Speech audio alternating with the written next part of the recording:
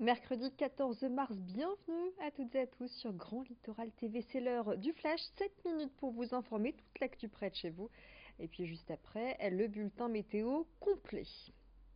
Les travaux du port de Dunkerque se poursuivent avec l'extension du quai de Flandre, un chantier entamé en février 2017 dans le secteur ouest du port. À partir de 2019, l'année prochaine, cette extension permettra d'accueillir simultanément à quai deux porte-conteneurs de nouvelle génération, soit de 400 mètres de long. Ils peuvent embarquer jusqu'à 22 000 conteneurs. Il s'agit donc de rallonger la longueur du quai, actuellement de 500 mètres, pour l'amener à 1,8 km, avec un tirant d'eau de près de 17 mètres de profondeur. Pour cela, il faut draguer 4 millions de mètres cubes de sable dans le bassin de l'Atlantique pour permettre l'accès au nouveau quai.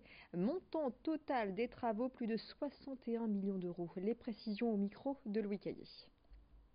Jusqu'à aujourd'hui, si vous voulez, comme beaucoup de gens, il nous manquait de la longueur de quai. Vous voyez, là on en reçoit un grand. Demain, avec ça, on sera capable d'en recevoir 2 grands. Et puis, une fois qu'on aura réalisé Cap 2020, on en recevra 6 grands. Voilà. Donc c'est ça qui nous importe. C'est que nous, on croit à la capacité du port de Dunkerque à beaucoup développer ses activités, parce qu'on est très bien placé, parce que la région Hauts-de-France, qui est une région puissante, est derrière nous, les chargeurs sont avec nous. Donc on pense qu'on a toutes les bonnes conditions pour récupérer des trafics qui jusqu'à maintenant vont ailleurs. Par exemple en Belgique, ou même un peu plus haut, aux Pays-Bas. Et on va rester dans ce secteur car c'est officiel, SNF Florger s'installe dans le Dunkerquois. L'entreprise de chimie douce arrive à Gravelines. Une implantation qui annonce entre 50 et 100 créations de postes directs et presque autant en emploi indirect. Le président de région Xavier Bertrand et Patrice Vergriede, président de la communauté urbaine de Dunkerque, avaient milité en faveur de cette installation. Ils avaient soutenu ce projet, mais l'implantation n'aura pas lieu avant 2021. De son côté, Stéphane Raison, le directeur du port de Dunkerque, se dit ravi de cette arrivée. Nous, on cherche depuis longtemps à renforcer notre filière dans le domaine de la chimie, parce que c'est une filière qui est extrêmement intéressante pour les ports. Et là, en plus, c'est une société qui fait de l'export de ses produits. Et nous, on avait besoin d'avoir sur notre territoire d'autres entreprises qui exportaient de façon importante par le conteneur. Ça justifie aussi nos projets de développement sur le conteneur. Voilà, ça a été la première des motivations. Après, on a un tissu industriel de premier rang. Chaque fois qu'on implante une nouvelle industrie, elle aide tout le territoire dans sa bataille économique mondiale. Donc pour nous, c'était capital de pouvoir rééquilibrer les implantations entre l'Est, l'Ouest et surtout d'avoir une nouvelle filière qui se densifie. Allez, on referme cette page économique pour une initiative en faveur de la lutte contre le cancer. Elle est signée Anthony Cannon. À 38 ans et après le décès de son père qui a succombé à un cancer, ce nordiste s'est lancé dans un projet caritatif en créant l'association Les Ch'tis Collecteurs.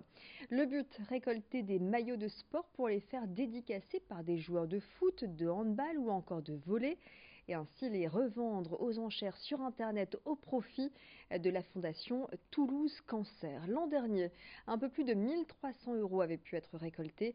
En 2018, l'objectif est ambitieux, rassembler 10 000 €. Pour cela, Anthony Cannon mise sur la générosité de chacun et notamment des sportifs de notre région. L'appel est lancé. Les précisions sur cette collecte de maillots au micro de Brieux-Gorchy. J'avais envie de me sentir utile et de faire une bonne action suite au décès de mon père et lui rendre entre guillemets un hommage. Et donc à la base, on a créé ça pour en rapport avec le football. Je suis tombé dedans quand j'étais petit, comme on dit. Et voilà, mon père m'a fait aimer le foot, m'a fait aimer le RC Lens qu'on a suivi pendant des années.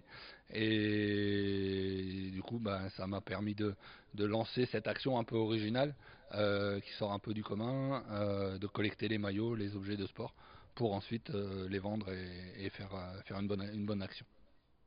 Et vous, si vous souhaitez collecter des maillots et les transmettre à Anthony, n'hésitez pas, vous trouverez toutes les infos, tous les coordonnées sur sa page Facebook.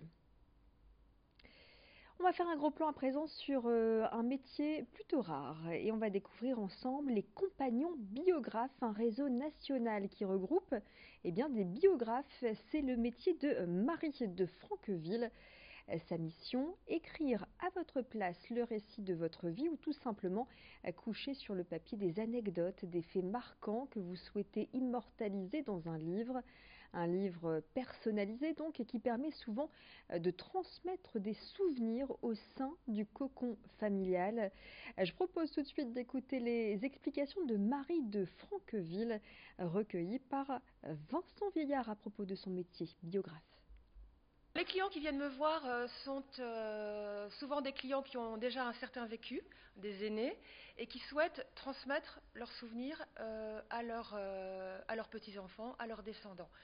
Le monde va très vite et c'est vrai que ce qu'ils ont vécu dans leur enfance, dans leur jeunesse, leurs enfants, leurs petits-enfants ne le savent pas du tout.